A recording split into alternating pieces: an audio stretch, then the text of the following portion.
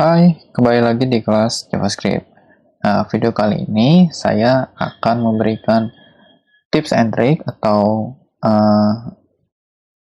sesuatu yang perlu kalian tahu ketika kalian itu mengolah dokumen objek atau ketika kalian itu menggunakan window object. Nah, pertama itu ketika kalian mengolah dokumen objek, ada kemungkinan ketika misalkan kalian mau mengambil sebuah elemen, misalkan elemennya belum tentu ada, belum tentu langsung ada di dokumen yang mau kalian ambil, gitu ya. Nah, itu namanya si dokumen itu punya loading state. Nah, misalkan seperti yang tadi, contohnya ketika kalian akses DOM, ketika dokumennya belum dimuat, kalian itu bakal ngedapetin misalkan kosong, biasanya kosong. Nah, solusinya gimana? Kalian itu bisa buat callback atau kalian bisa ngelakuin query elemennya atau kalian modifikasi si dokumennya ketika dokumennya itu emang udah di load oleh browser gitu ya. Nah, ada namanya loading state. Si DOM ini punya namanya loading state. Ada 3 tahapan. Pertama, loading. Jadi state ini maksudnya si dokumen lagi dimuat sama browser. Nah, lalu selanjutnya ada namanya interaktif. Nah, interaktif ini si dokumennya ini udah dimuat oleh browser tapi kayak image lah, lalu misalkan iframe dan lain sebagainya itu belum dimuat sama browsernya, tapi DOM-nya udah ready. Nah, terus tahap yang paling terakhir adalah complete.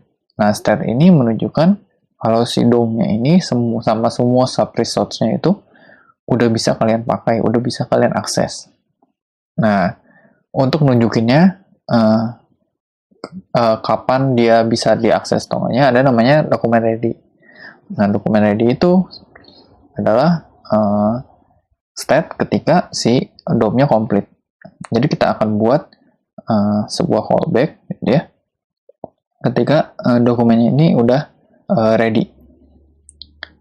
Nah, di sini saya akan menunjukkan saya punya index HTML di sini yang isinya adalah 2 buah kontainer elemen div dengan kelasnya example, dan ini isinya itu adalah teks yang panjang gitu ya, yang panjang. Nah, ini berguna supaya buat saya ngetes si index HTML ini bakal ngelotnya lebih lama dibandingkan sebelumnya gitu ya. Jadi ini cuma buat ngetes saja. Nah, untuk mengakses si example ini,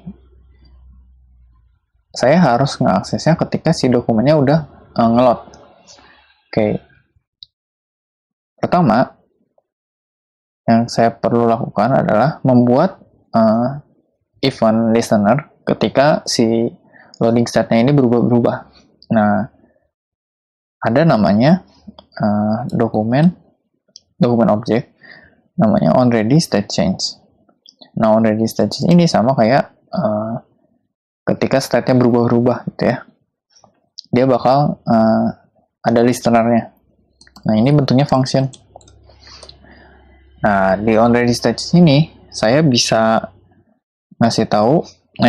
tahu kapan si dokumennya ini udah berubah statusnya dari yang tadi pertama loading, terus interaktif sama complete. Nah, karena saya mau ngambil kelasnya, ngambil elemen dengan kelas example tadi, nah saya perlu ngambilnya ketika dokumennya ready. Nah, saya bikin aja misalkan contoh variable elemen ya, yang ngambil si elemen itu pakai nama kelas, get element by class name example.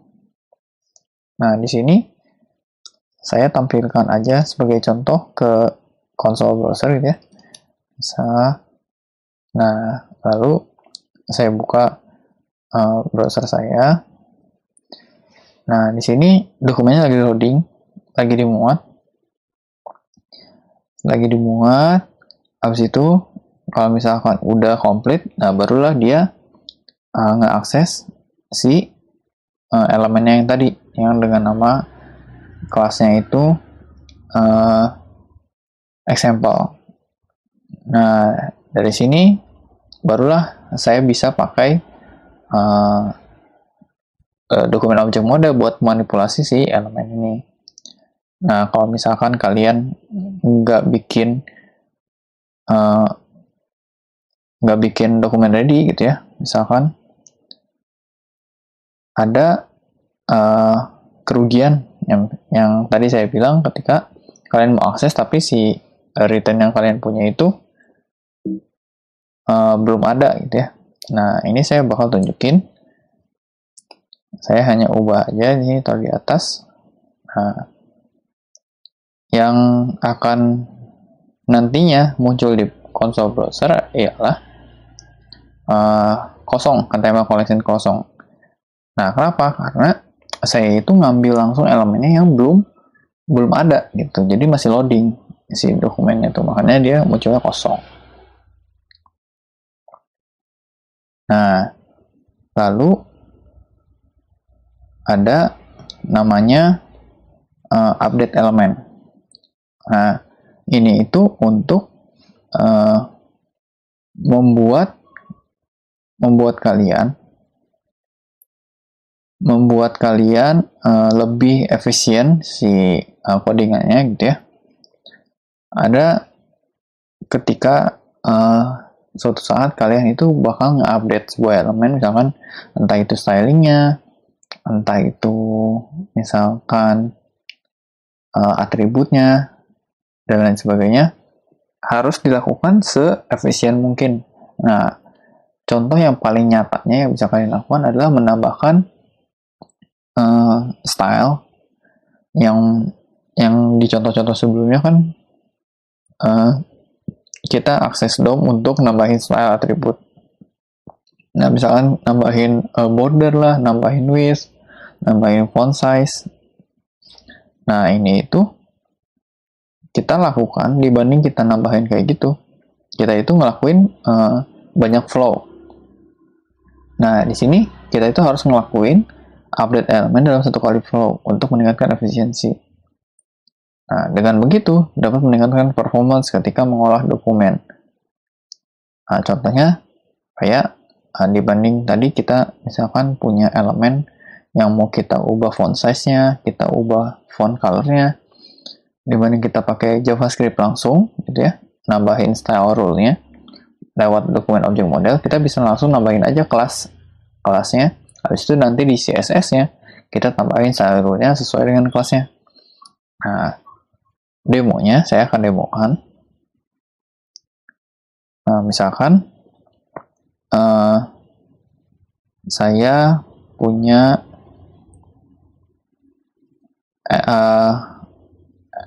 kontainer, misalkan saya punya elemen paragraf.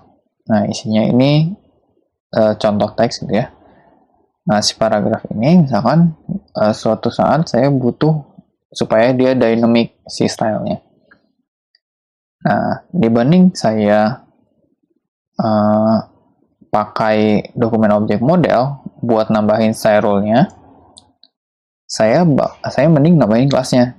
Saya ambil dulu si elemennya, pakai nama kelas, get element by class name, atau example, kan 0. Nah, habis itu, kan biasanya saya, misalkan, saya waktu contoh-contoh sebelumnya itu, adalah nambahin style rule-nya langsung lewat dokumen objek model. Misalkan, style dot, misalkan, font, color, misalkan, colornya misalkan blue, lalu elemen dot style dot font size, misalkan lebih besar lagi 15 misalkan. Nah, dibanding kayak gini, ketika saya save, lalu saya buka browser saya refresh. Nah, ini kan sama-sama menerapkan style rule-nya gitu ya. Saya menerapkan color-nya jadi blue, font size-nya jadi 15 gitu ya. Nah, dibanding saya ngelakuin ini, saya itu ngelakuin 3 hal. Pertama, saya ngelakuin 2 hal. Pertama, nambahin style color ke elemen, lalu nambahin style font size ke elemennya lewat DOM. Nah, dibanding kayak gini, saya mendingan tambahin aja langsung kelas, misalkan elemen dot class list dot add. Nah, saya nambahin aja langsung nama kelasnya untuk nanti di CSS-nya yang bakal ngasih style untuk elemen tersebut. Nah, misalkan example class. Nah, dengan gini saya nggak perlu color sama font size. Nah, karena nantinya udah ditambahin kelas, nah saya perlu menambahin lagi si stylenya, gitu ya. Style, saya pakai text style di sini. Nah, ini saya tambahin aja dot example class. Jadi font size-nya 15, lalu color-nya jadi blue. Nah, seperti ini. Lalu saya save. Saya buka lagi browsernya. Nah, dengan gini, saya itu lebih efisien. Jadi, dibanding saya nambahin langsung lewat DOM, yang saya membutuhkan 2 kali proses gitu ya. Jadi, saya cuma membutuhkan 1 kali proses nambahin kelasnya. Kelas CSS, yang nantinya CSS itu yang bakal ngurusin si stylenya. Nah, habis itu selanjutnya ada juga kita perlu tahu window keyword. Nah, window keyword ini buat apa? Pertama, ini tuh kayak rules buat kalian sendiri ketika kalian bikin codingan. Pertama, codingan kalian itu kalau misalkan kalian bekerja dalam tim, jadi codingan itu bakal dilihat juga sama orang lain, sama tim kalian, sama teman kalian, yang otomatis bakal baca codingan kalian dan maintenance codingan kalian. Nah, ini berguna untuk kalian menjalin kerjasama yang baik antara tim kalian, gitu ya. Pertama ada kita mendeklarasikan sebuah variabel menggunakan var dan tanpa var. Nah, apa bedanya? Sebenarnya kita sama-sama mendeklarasikan variabel, tapi yang satu adalah dengan var kita deklarasi untuk scope tempat pembuatannya. Ya, misalkan kalau itu kalian bikin di function gitu ya, function, ya berarti si var example ini untuk function tersebut. Tapi kalau misalkan kalian nggak pakai var, si example ini, si variable example ini bakal jadi global attribute. Nah, ini bakal bisa diakses sama window. Ya, jadi kalau misalkan kalian bikin, jadi kalau kalian mau akses si example ini, kalian bisa pakai window.example. Atau kalian bisa langsung example aja. Nah, cuman yang kayak gini perlu kalian hindari. Kalian benar-benar bikin variable untuk global variable atau enggak. Itu. Nah, seperti contoh, misalkan saya bakal buat pertama adalah variable yang berada di dalam sebuah function. Berarti saya buat dulu functionnya. Function, misalkan example. Nah, misalkan saya buat sebuah function namanya my variable sama dengan 0. Nah, lalu saya panggil aja example-nya. Nah, kalau misalkan kalian ngebaca kayak gini, berarti kan otomatis si my variable ini belongs to function example. Jadi kalian nggak bisa akses si variabel my variabel ini, dan ini sudah jelas-jelas untuk variabel untuk fungsi example, bukan global variable. Tapi kalau misalkan kalian ubah, misalkan kalian hapus var-nya, lalu kalian akses si konsolnya, console.log this, atau kalian bisa window gitu ya. Nah, ketika kalian seperti ini, kalian panggil, kalian bakal bisa lihat kalau sebenarnya si my variable itu bakal ada di window object. Nah, ini si my variable sudah menyemat di window object, dan ini bisa diakses di manapun karena ini adalah global variable. Tapi kalau misalkan kalian nggak pengen si my variable ini jadi global variable, ya kalian perlu ngasih itu keyword var gitu, supaya dia jadi sesuai dengan scope-nya gitu ya. Nah, cukup sekian untuk